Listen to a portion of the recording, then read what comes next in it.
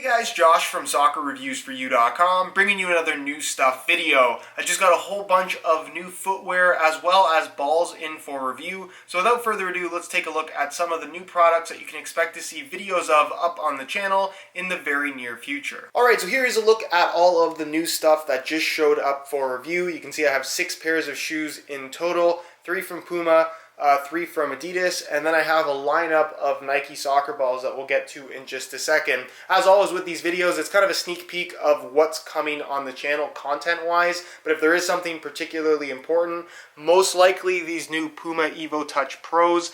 They're probably already up on the channel. I'm making this video as I just got these, but when something new like this that a lot of you guys are asking to see, I put it up as soon as I can. So whatever of these products is already up on the channel, I'll leave little pop-ups on screen so you can go ahead and watch those videos without having to wait, because the majority of these products will actually go up on the channel after this video is uploaded. Nonetheless, we're going to start here with the first pair of shoes, which I would argue is the most interesting of the bunch here. This is the brand new Puma model, the Evo Touch Pro. It has a retail price of $275, which is expensive, but it's their first go at what is somewhat of a mid-cut shoe.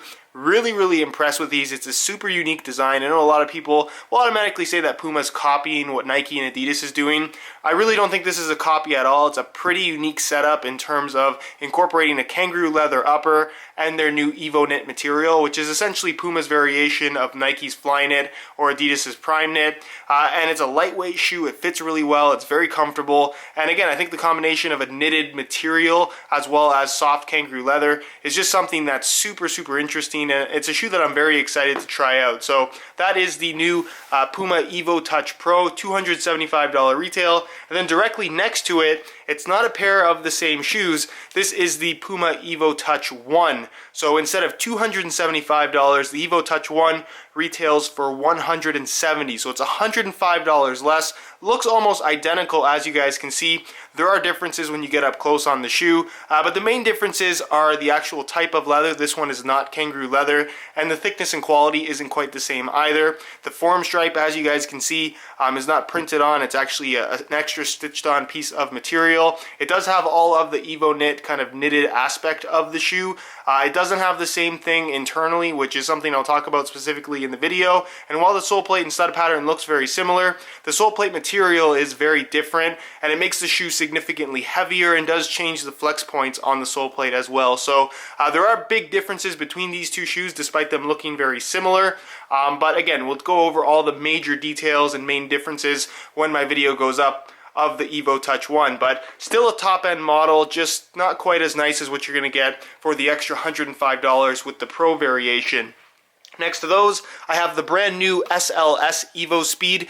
This is technically the SLS2, which, based on what I can tell so far, it's almost identical to the original SLS, and it's kind of one of those shoes that I'm not sure why it even exists in the first place, since we have the Evo Speed 1.5, the standard model, which already has this sole plate. So this is supposed to be the more durable variation of the Evo Speed 2 SL, which is obviously the super light variation of the shoe that's only expected to last about 10 uses or 10 games. This is supposed to be more durable, not quite as lightweight, but still very light nonetheless. And it has a pretty cool kind of Tricks colorway variation here, where both of them had this kind of reddish pink heel, and then they have the offset white and black, which I think is actually a really nice look overall. So expect to see a video on those very soon. The 3 Adidas shoes, I'm sure you guys will, a lot of you anyways, will immediately recognize. This is the Speed of Light pack, all 3 of the $300 models from Adidas.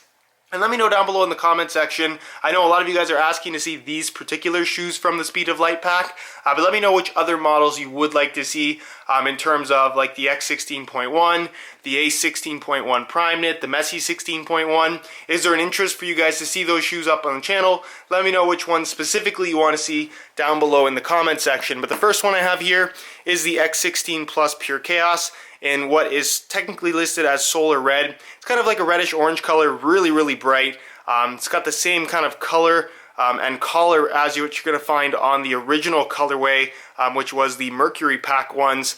And again, it's a really bright kind of orangish, reddish shoe depending on the lighting situation. In really bright light it looks orange, in darker environments it looks a little bit more red. And then of course we have the A16 Plus Pure Control, the laceless model, which is in solar yellow, essentially a neon yellow color, very, very bright. The camera's having a hard time. And then it's got a basically chrome yellow sole plate, again, that will wear off. All these shiny materials will wear off, but nonetheless, really interesting colorway. I know not everyone is a huge fan of bright neon yellow, but a lot of people are at the same time. So let me know if you guys are excited or like the look of those in general. We have the Messy 16 Plus Pure Agility, which is basically, again, kind of the same color combo as what we saw on the initial colorway, but instead of being more silver, it's more blue this time around. It's almost like an opposite of the original launch color. It's got this blue chrome sole plate that looks really cool. And overall, I think it's a good looking shoe in general. I like the blue on black with a little silver detail. And again, pretty cool looking shoe. And then behind all of these, I have 4 different full-size soccer balls and then a little mini skills ball. But these are basically all of the takedowns in the new Nike lineup for 2016-2017. So I'm still waiting on the Ortem 4, which obviously is the official match ball. But what I have right now is the new Nike Catalyst 16. I'm not sure why the camera's having such a hard time here, but that is the Catalyst 16, which out of all of these balls is the only one that does have a 32 panel construction. This one has a retail price of $80 US. I have the Nike Strike Premier 16, which is something new for this year.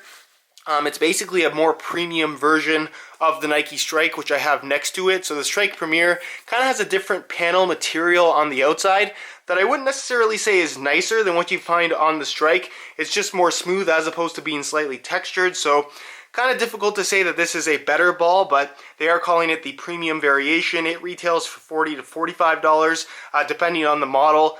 Basically, the price difference varies based on whether or not it's a league ball. So you can see this one has the La Liga branding and coloring on it. That basically bumps the price up to $5. So this one being a non-branded one, it retails for $40. But if it was, let's say, a La Liga variation, it would retail for $45.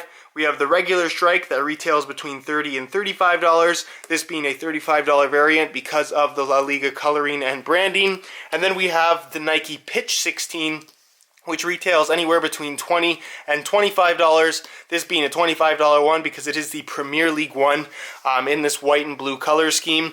Very interesting design with all of these balls. They do have a 12-panel setup like you're going to find from the Ortem 4, but obviously aren't fused, don't have the same bladders, don't have the same panel materials. It's a completely different construction, and we'll get into details in my line comparison for all of these soccer balls. And then finally I have the little mini skills ball, which retails for, I want to say $15 or so. I don't know why I picked it up, I just thought it looked pretty cool. And let me know if you guys would like to see some info on this particular ball included in the lineup of the current Nike soccer ball line. So let me know what you guys want to see down below in the comment section. Which of these videos would you like to see up go ASAP?